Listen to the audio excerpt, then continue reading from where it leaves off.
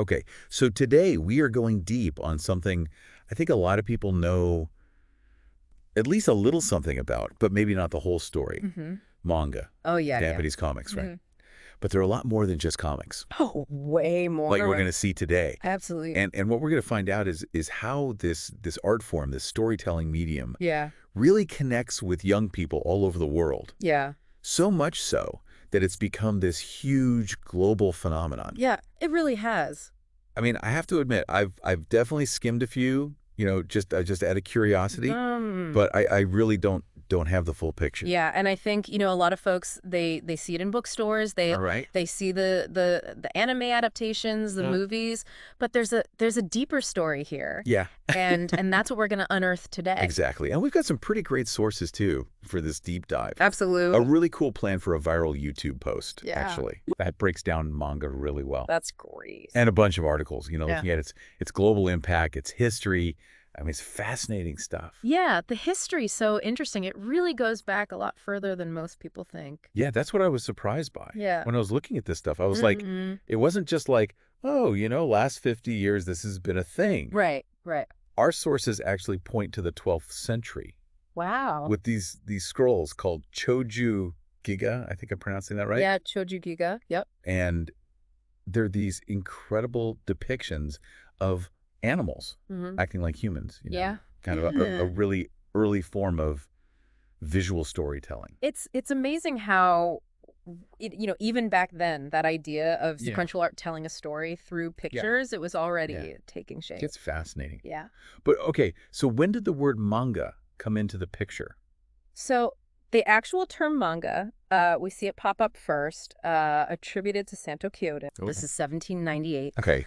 And then it really gains popularity in the early 19th century with the artist Hokusai. Okay. Now, his Hokusai manga, they were basically these collections of really whimsical, almost kind of like caricature sketches. Gotcha.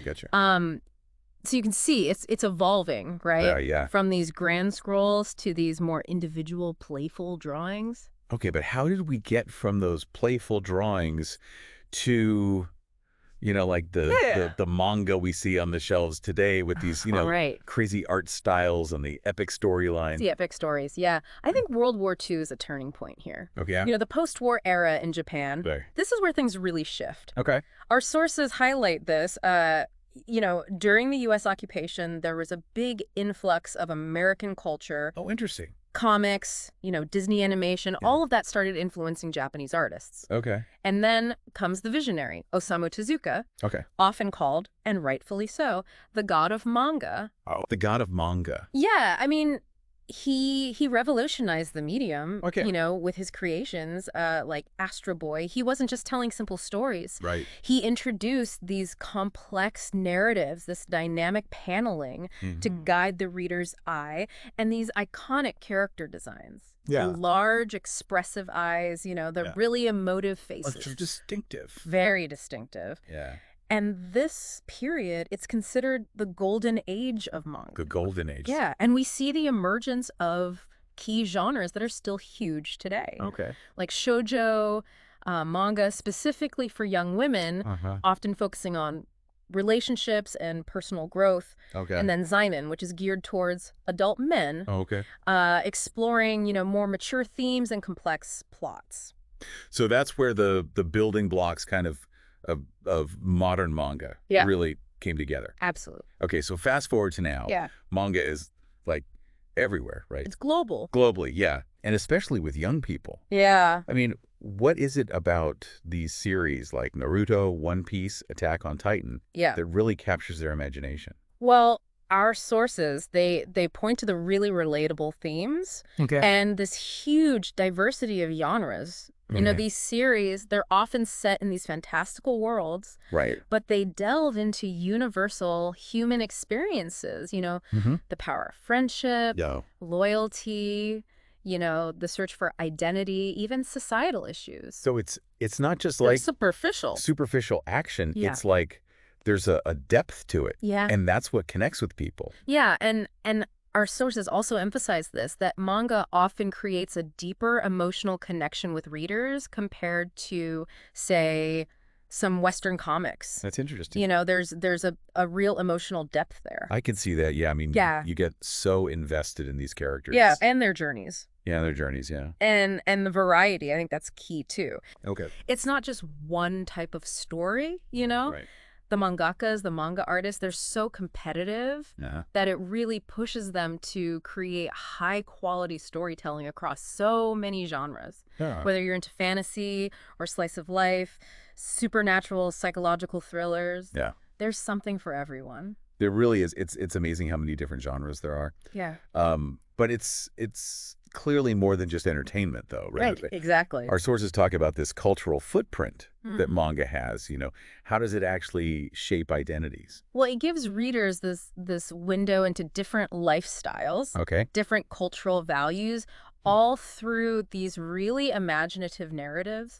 So especially for young people, it lets them kind of step into different perspectives and maybe even challenge their own beliefs. Okay, yeah, that makes sense. And then you have these manga clubs, these online fan communities all over the world, and they're so important. They provide spaces for people to express themselves, connect with others who share their passion for Japanese culture. So it's really about community. It's totally about community. It's not just, you know, a solitary thing. Not at all. Yeah, that's really cool. Yeah, and you see examples of this all over the world. Okay. Like young adults in the U.S., they're integrating manga aesthetics and themes into their own cultural expressions, you know? Okay. Their artwork, fashion, even online content. So it's really become part of the culture in a lot of places. Yeah, it's integrated. Yeah. And we can't forget the ripple effect, you know. Manga's popularity has boosted related industries. Okay. Like anime, video games, cosplay, all this merchandise. Yeah, it's a whole ecosystem almost. It really is. Yeah. It's spreading awareness and appreciation for Japanese traditions globally. Yeah, that's really interesting. Yeah. Okay, so we've talked about kind of like the history, the themes, but the way we actually read manga has changed so much, hasn't it? Oh, tremendous. Like the digital revolution, that must have had a huge impact. Oh, it's been transformative. Yeah. You know, we've gone from mainly printed magazines and tankobon, those standalone manga books, to online platforms and mobile apps. Yeah.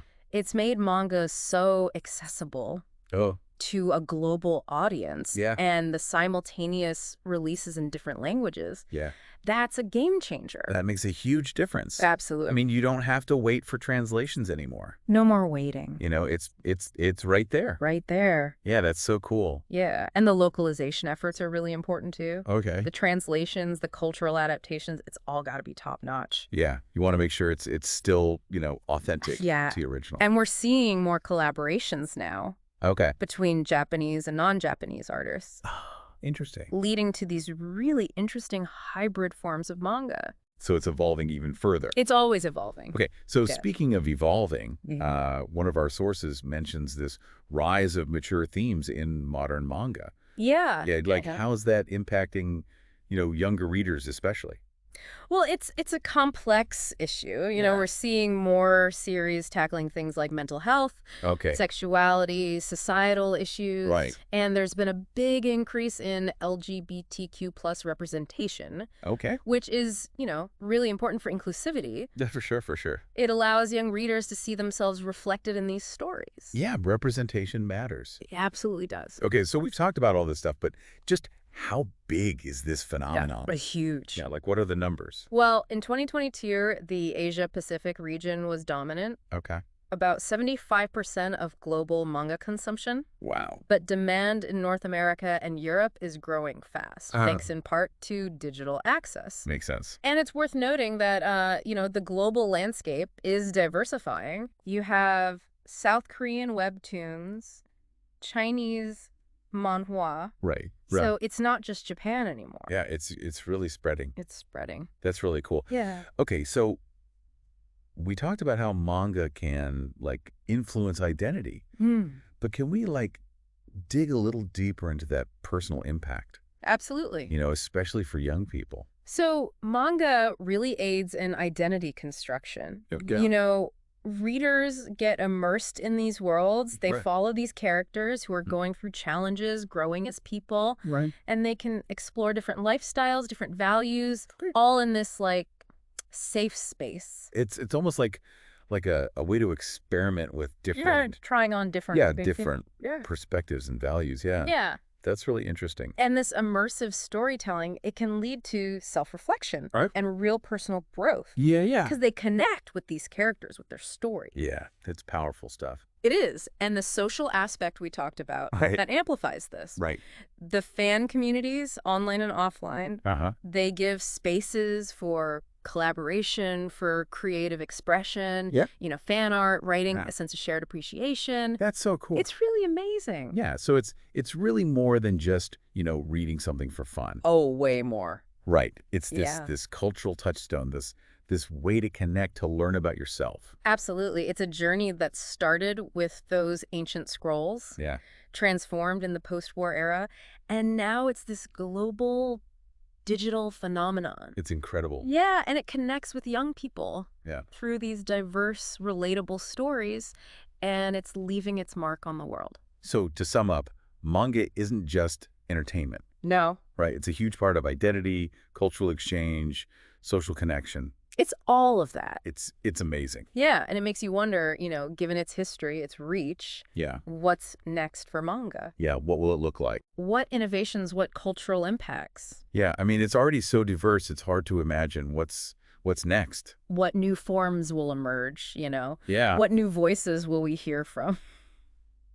It's exciting to think about. It really is. So, if you haven't already, maybe it's time to dive into the world of manga. Yeah, you might be surprised by what you find. Yeah, for sure. It's a journey worth taking. Absolutely. I think so. Well, thanks so much for this deep dive. This has been really, really fascinating. It's been a pleasure. I love talking about this stuff. Me too. Me too. It's great. All right. So until next time, keep diving. Keep exploring. See it.